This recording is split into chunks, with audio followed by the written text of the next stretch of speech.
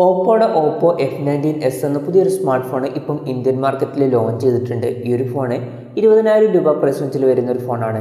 ഈ ഒരു വീഡിയോയിൽ നമ്മൾ നോക്കാൻ പോകുന്നത് ഓപ്പോ F19s എന്ന ഫോണിൻ്റെ വിശേഷങ്ങളാണ്. ആദ്യം നമ്മൾ ഡിസ്പ്ലേയുടെ കാര്യം പറയുകയാണെങ്കിൽ ഓപ്പോ F19sൽ 6.43 ഇഞ്ചിൻ്റെ ഫുൾ HD+ ഡിസ്പ്ലേ ആണ് വരുന്നത്.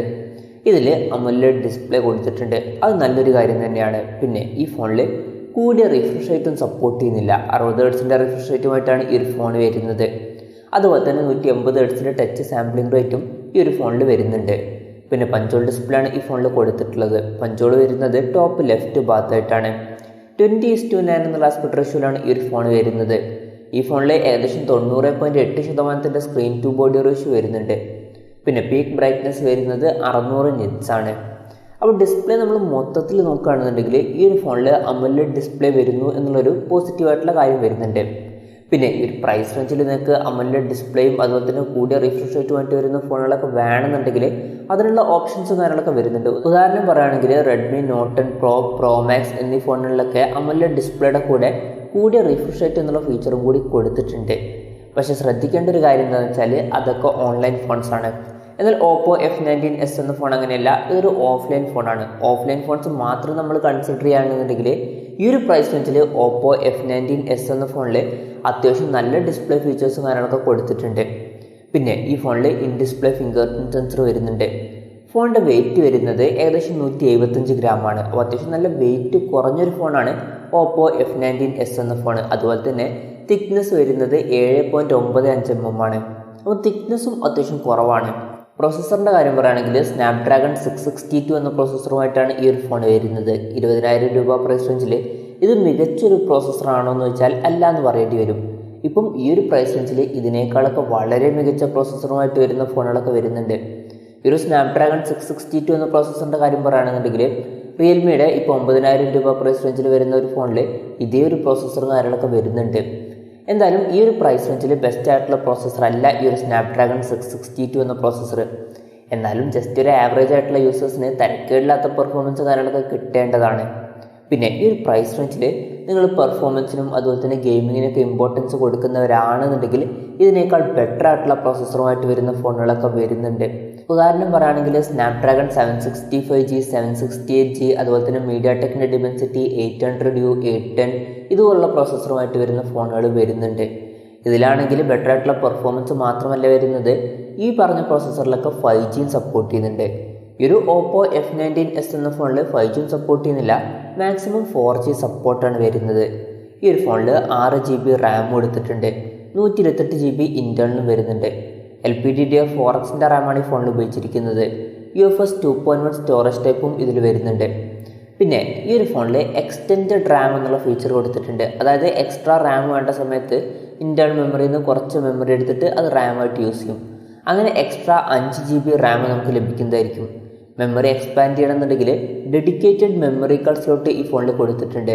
286GB മെമ്മറി വരെ നമുക്ക് എക്സ്പാൻഡ് ചെയ്യാവുന്നതാണ്. പിന്നെ ഗെയിമിംഗ് ഒക്കെ മെച്ചപ്പെടുത്താൻ വേണ്ടിയിട്ട് ഗെയിം ഫോക്കസ് മോഡ് എന്നുള്ള ഫീച്ചറൊക്കെ കൊടുത്തിട്ടുണ്ട്. ഈ ഫോണിൽ 3.5mm ഓഡിയോ ജാക്ക് വരുന്നുണ്ട്. ആൻഡ്രോയിഡ് 11 ബേസ് ചെയ്തിട്ടുള്ള കളർവൈസ് സോഫ്റ്റ്വെയറുമായിട്ടാണ് ഈ ഒരു ഫോൺ വരുന്നത്. ക്യാമറയുടെ കാര്യം പറയുകയാണെങ്കിൽ ഫോണിൻ്റെ പിന്നിൽ ട്രിപ്പിൾ ക്യാമറ സെറ്റപ്പ് കൊടുത്തിട്ടുണ്ട്.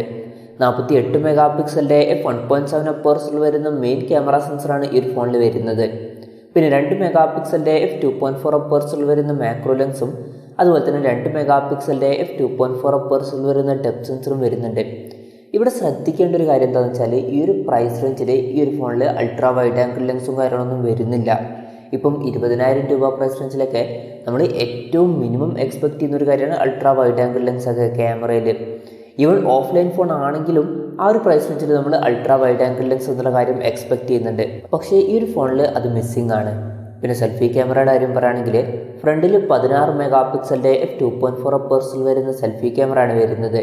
ഈ ഒരു ഫോണിൽ 5000 mAhന്റെ ബാറ്ററി കൊടുത്തിട്ടുണ്ട്. 33 വാട്ടിൻ്റെ ഫാസ്റ്റ് ചാർജിങ് സപ്പോർട്ട് ചെയ്യുന്നുണ്ട്. നല്ലൊരു കാര്യം തന്നെയാണ്. പിന്നെ ടൈപ്പ് സി ചാർജിങ് പോർട്ടുമായിട്ടാണ് ഈ ഒരു ഫോൺ വരുന്നത്. നമ്മൾ സ്പെസിഫിക്കേഷനും കാര്യങ്ങളൊക്കെ ഓവറോൾ നോക്കുകയാണെന്നുണ്ടെങ്കിൽ ഇപ്പോൾ മുമ്പ് ലോഞ്ച് ചെയ്തിട്ടുള്ള ഓപ്പോ F19 എന്ന ഫോണിൽ വരുന്ന അതേ സെയിം സ്പെസിഫിക്കേഷനും കാര്യങ്ങളൊക്കെ തന്നെയാണ് ഓപ്പോ F19s എന്ന ഫോണിലും വരുന്നത്. അപ്പം ഓപ്പോ F19s എന്ന ഫോൺ ശരിക്കും ഒരു പുതിയ ഫോൺ എന്നൊന്നും പറയാൻ പറ്റില്ല. അപ്പോൾ സത്യം പറഞ്ഞാൽ ഓപ്പോ F19 എന്ന ഫോണിൻ്റെ പുതിയ 2 കളർ വേരിയൻസ് ആണ് ഓപ്പോ F19s എന്ന ഫോൺ. ഈ ഒരു ഫോണിൻ്റെ 2 കളർ വേരിയൻസ് ഇന്ത്യയിൽ ലോഞ്ച് ചെയ്തിട്ടുണ്ട്. ഗ്ലോയിങ് ബ്ലാക്കും അതുപോലെ തന്നെ ഗ്ലോയിങ് ഗോൾഡും. പിന്നെ വിലയുടെ കാര്യം പറയുകയാണെങ്കിൽ ഓപ്പോ F19s എന്ന ഫോണിൻ്റെ വില വരുന്നത് 19,990 രൂപയാണ്. നേരത്തെ പറഞ്ഞിട്ടുള്ള ഓപ്പോ F19 എന്ന ഫോണിൻ്റെ വിലയും വരുന്നത് ഇതേ സെയിം പ്രൈസ് റേഞ്ചിലാണ്. ഇതൊരു ഓഫ്ലൈൻ ഫോണാണ്, അതായത് പുറത്ത് ഷോപ്പുകളിലും അതുപോലെ തന്നെ ഓൺലൈൻ ഷോപ്പിംഗ് സൈറ്റുകളിലും ഈ ഒരു ഫോൺ നമുക്ക് ലഭിക്കുന്നതായിരിക്കും.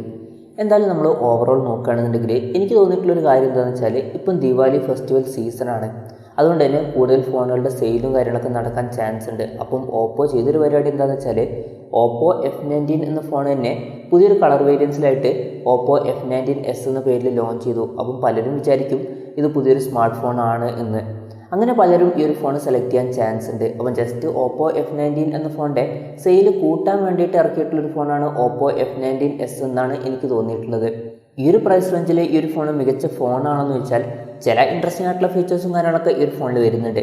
ഇപ്പോൾ നമ്മൾ ഓഫ്ലൈൻ മാർക്കറ്റ് മാത്രം കൺസിഡർ ചെയ്യുകയാണെന്നുണ്ടെങ്കിൽ ഈ ഒരു പ്രൈസ് റേഞ്ചിൽ ഈ ഫോണിൽ അമോലെഡ് ഡിസ്പ്ലേ വരുന്നു എന്നുള്ളത് ഒരു പോസിറ്റീവായിട്ടുള്ള കാര്യമാണ്. അതുപോലെ തന്നെ 33 വാട്ടിൻ്റെ ഫാസ്റ്റ് ചാർജിങ് സപ്പോർട്ട് എന്നുള്ളതും ഒരു പോസിറ്റീവായിട്ടുള്ള കാര്യം തന്നെയാണ്. പക്ഷേ പ്രോസസ്സർ അത്രയും പവർഫുൾ ആയിട്ടുള്ള പ്രോസസ്സർ അല്ല, ഈ ഒരു പ്രൈസ് റേഞ്ചിന് പറ്റിയിട്ടുള്ള പ്രോസസ്സർ അല്ല ഇതിൽ വരുന്നത്. അതുപോലെ തന്നെ ക്യാമറയിൽ അൾട്രാ വൈഡ് ആംഗിൾ ലെൻസും കാര്യങ്ങളൊക്കെ മിസ്സിംഗ് ആണ്. അപ്പോൾ അങ്ങനത്തെ ചില കാര്യങ്ങളും വരുന്നുണ്ട്.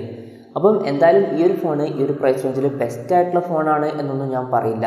പിന്നെ ഓൺലൈൻ ഫോൺസ് എടുക്കില്ല, ഓഫ്ലൈൻ ഫോൺസ് മാത്രമേ എടുക്കൂ എന്ന് പറയുന്നവർക്ക് അമോലെഡ് ഡിസ്പ്ലേയും അതുപോലെ തന്നെ 33 വാട്ടിൻ്റെ ഫാസ്റ്റ് ചാർജിങ് സപ്പോർട്ടൊക്കെ വേണമെന്നുണ്ടെങ്കിൽ ഈ ഒരു ഫോൺ കൺസിഡർ ചെയ്യാവുന്നതാണ്. അതുപോലെ തന്നെ ഈ ഒരു ഫോൺ അത്യാവശ്യം തിന്നും അതുപോലെ തന്നെ ലൈറ്റ് വെയിറ്റും ഒക്കെ തന്നെയാണ്. അപ്പം എന്തായാലും ഈ ഒരു ഫോണിനെ കുറിച്ചിട്ടുള്ള നിങ്ങളുടെ അഭിപ്രായം കൂടി ജസ്റ്റ് ഒന്ന് കമൻറ്റ് ചെയ്യുക.